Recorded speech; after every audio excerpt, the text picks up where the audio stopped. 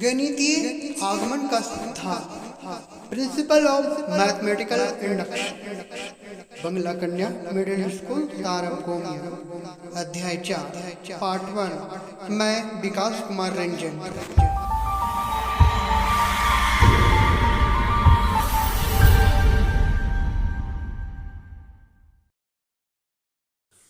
विकास की यूट्यूब पाठशाला में आपका स्वागत है। 11वीं कक्षा की अध्याय 4, गणितीय आगमन का सिद्धांत, principle of mathematical induction, analysis and natural philosophy और their most important discoveries to the fruitful means which is called induction. Newton was indebted to it for his theorem of the binomial and the principle of universal gravity, Laplace. इसका अर्थ है विश्लेषण और प्राकृतिक दर्शन उनकी सबसे महत्वपूर्ण खोजों का श्रेय इस उपयोगी साधन को देते हैं जिसे प्रेरण कहा जाता है। न्यूटन अपने द्विपद के प्रमेय और सार्वभौमिक गुरुत्वाकर्षण के सिद्धांत के लिए ऋणी थे। लैप्लास कहते हैं कि अगर हम अपनी पृथ्वी के होने वाली हर घटनाओं पर ध्यान दें तो उसका कोई न कोई कारण निकलता है। जैसे उन्होंने न्यूटन का नाम लिया है। न्यूटन जब एक बागीचे में बैठे हुए थे तो उनके सामने पेड़ से एक सेब नीचे गिरा। पेड़ से सेब का नीचे गिरना उसके लिए एक प्रेरणा बना और इसी प्रेरणा के द्वारा प्रेरण को एक साधन बनाया और इसी साधन को पर वे उस पर विश्लेषण करके और भी प्रकृति हर चीज़ को देखकर, प्रकृति में होने वाली हर घटनाओं को देखकर वह एक सार्वभौमिक गुरुत्वाकर्षण के सिद्धांत को दिया। जो वे इस प्रेरण को जो उनके दिमाग में होने वाली जो प्रेरण थी, उत्तेजना थी, उसी को वो सिद्धांत मानते हैं और यही प्रेरणा के द्वारा दुनिया में बहुत सारे खोज हो जाते हैं।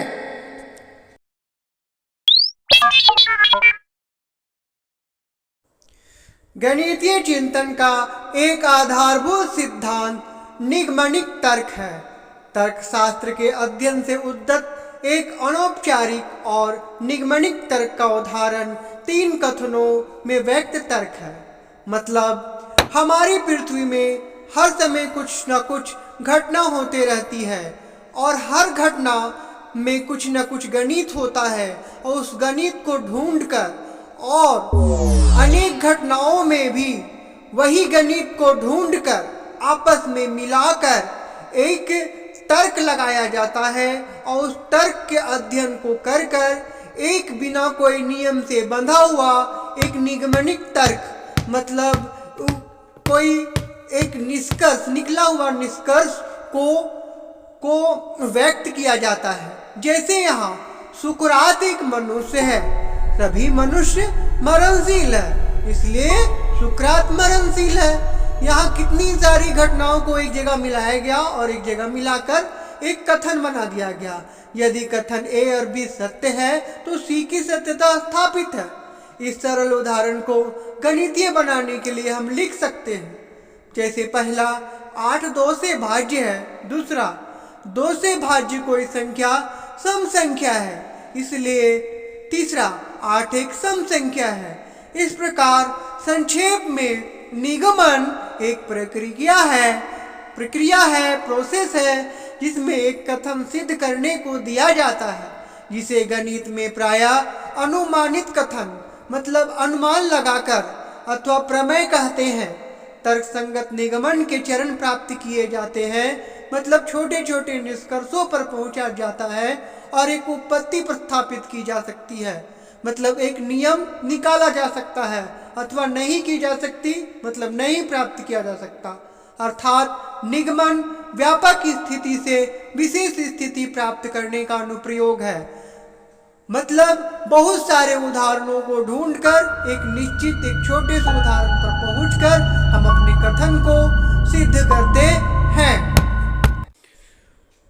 निगमन के विपरीत आगमन तर्क प्रत्येक स्थिति के अध्ययन पर आधारित होता है तथा इसमें प्रत्येक व एवं हर संभव स्थिति को ध्यान में रखते हुए घटनाओं के निरीक्षण द्वारा अनुमानित कथन विकसित किए जाते हैं।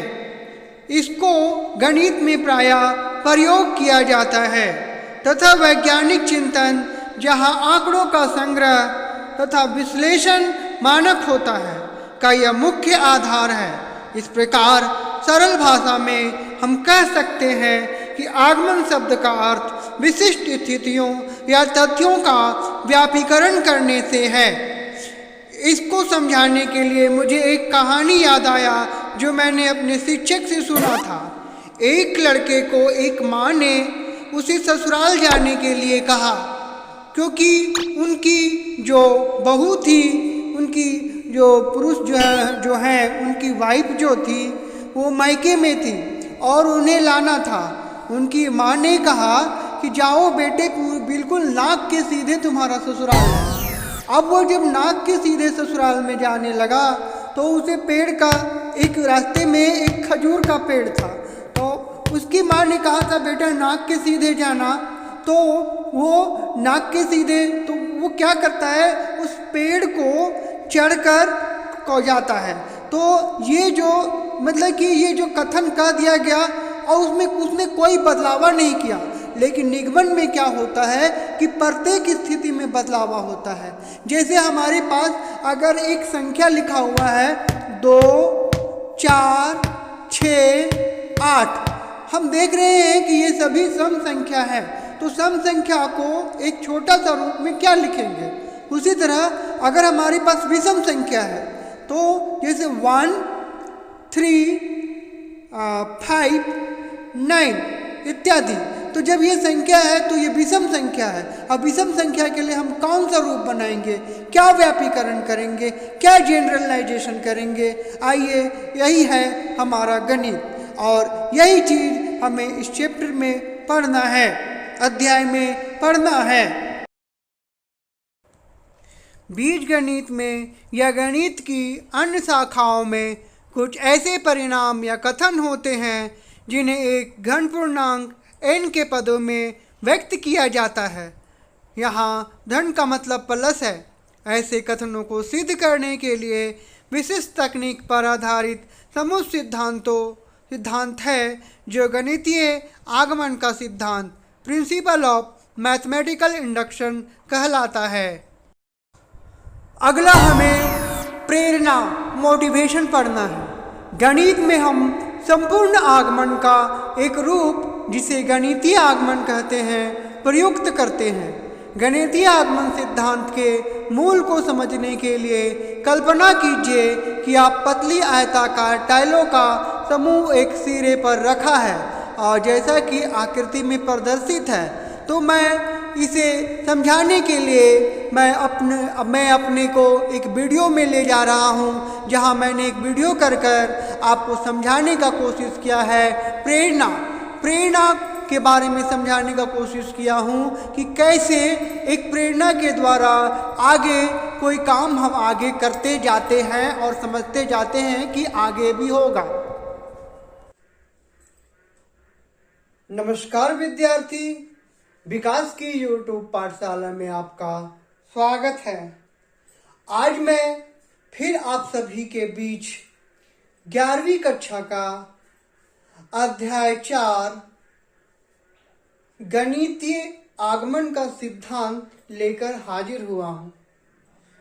इस पाठ में 2 बातों पर चर्चा की गई है, निगमन विधि से गणित के प्रश्नों को हल करना और आगमन विधि के द्वारा प्रश्नों को हल करना।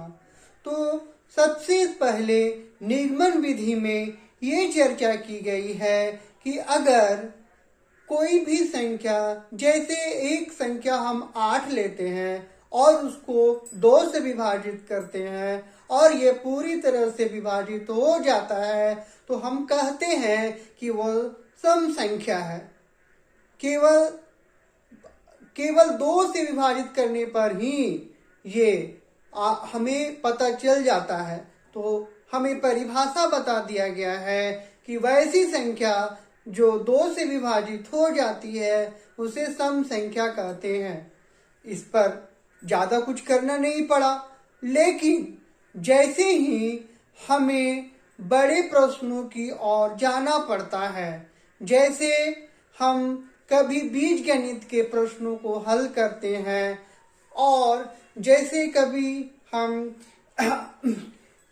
गणितों में जैसे कोई क्रिकेट स्कोर है तो कोई खिलाड़ी कितना रन अर्जित कर रहा है, स्कोर कर रहा है, तो उसको आंकड़ों में डाला जाता है। उसके बाद उसके बारे में पता लगाया जाता है कि वो खिलाड़ी आगे के मैचों में खेलेगा कि नहीं। जैसे इस पर एक सबसे पहले एक टॉपिक पर चर्चा की गई है प्रेरणा। प्रेरणा का मतलब है मोटिवेशन। इसमें एक उदाहरण बताया गया है, जैसे ये मेरे पास एक प्लेट है और इसको यहाँ पे रख देते हैं, तो रखने के बाद देखते हैं कि ये गिर जाता है। अगर तो उसके बाद हम इससे प्रेरणा मिलती है कि कोई रखी हुई चीज गिर जाएगी, लेकिन उसके बाद अगर हम कुछ और प्रयोग करें और देखें कि क्या इसके गिरने से ये दूसरा भी गिरता है, एक को गिराने से क्या दूसरा गिरेगा,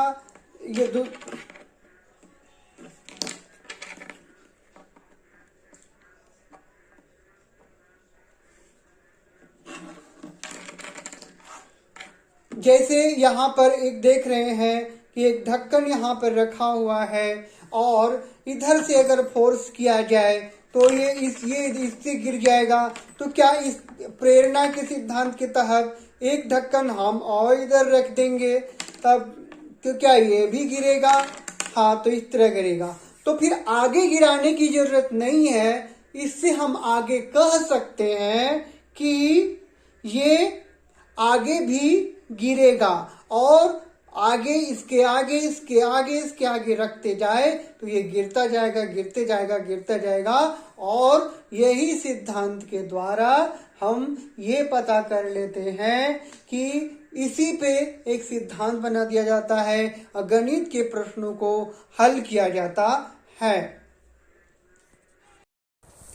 जब प्रथम टाइल को निर्दिष्ट दिशा में धक्का दिया जाता है तो सभी टाइलें गिर जाएंगी।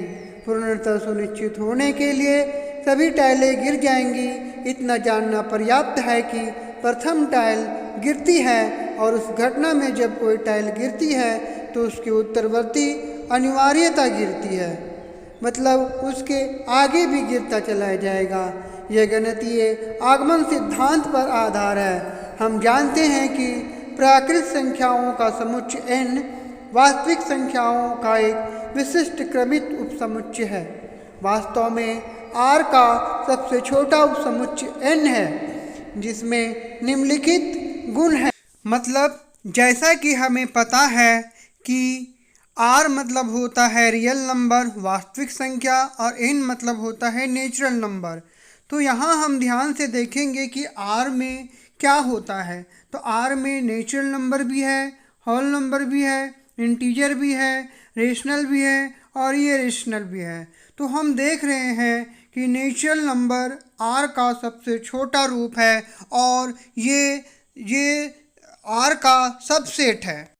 एक समुच्चय S आगमनिक समुच्चय कहलाता है यदि एक सबसेट है S और x+1 सबसेट है S, तब कभी x एलिमेंट है S क्योंकि n जो कि एक आगमनिक समुच्चय है R का सबसे छोटा उपसमुच्चय है। परिणामतः R के किसी भी ऐसे उपसमुच्चय में जो आगमनिक है n अनिवार्य रूप से समाहित होता है। इसका मतलब है कि मान लेते हैं कि कोई सेट, एक सबसेट हम एस बना रहे हैं और उसमें एक जो उसका एक सदस्य है उसको एक रख रहे हैं, पहला सदस्य एक है और उसमें हम x जोड़ देते हैं, तो हम जानते हैं कि किसी भी प्राकृत संख्या में कुछ संख्या को अगर जोड़ते हैं तो अगला प्राकृत संख्या प्राप्त होगा। ठीक है, तो इस तरह जो भी हमें S में जो भी सबसेट प्राप्त होगा, सेट प्राप्त होगा, वो प्राकृत संख्या ही होगी। और प्राकृत संख्या किसकी सेट है?